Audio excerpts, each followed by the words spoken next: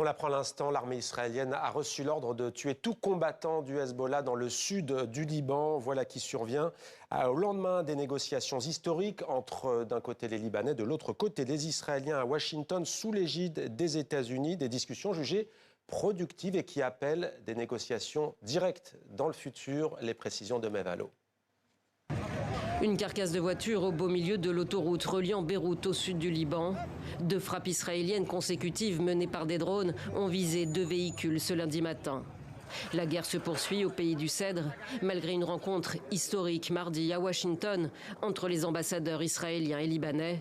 Des discussions qualifiées de positives par Yechiel Leiter, le seul diplomate à s'exprimer à l'issue de la réunion de 2 heures. Nous avons découvert aujourd'hui que nous sommes du même côté et c'est la chose la plus positive que nous pouvions retirer de cette rencontre. Nous sommes tous deux unis pour libérer le Liban d'une force d'occupation dominée par l'Iran, appelée le Hezbollah. Les gouvernements libanais et israéliens ont accepté d'entamer des négociations directes en vue d'une paix durable. La date et le lieu restent à fixer, assure la diplomatie américaine. Beyrouth exigeait un cessez-le-feu, mais Tel Aviv veut la paix par la force, négociée sous le feu, avec un nouvel appel à évacuer lancé aux habitants du sud du Liban ce lundi, et la poursuite de l'assaut contre la ville aussi stratégique que symbolique de Binjbeil, un fief du Hezbollah à quelques kilomètres de la frontière avec Israël.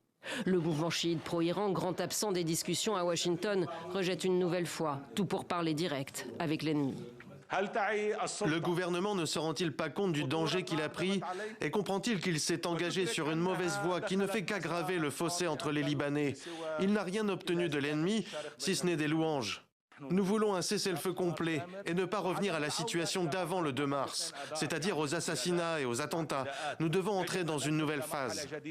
L'armée israélienne a annoncé avoir frappé plus de 200 cibles du Hezbollah dans le sud du Liban ces dernières 24 heures. Le Hezbollah revendique de son côté des attaques simultanées contre 13 localités dans le nord d'Israël.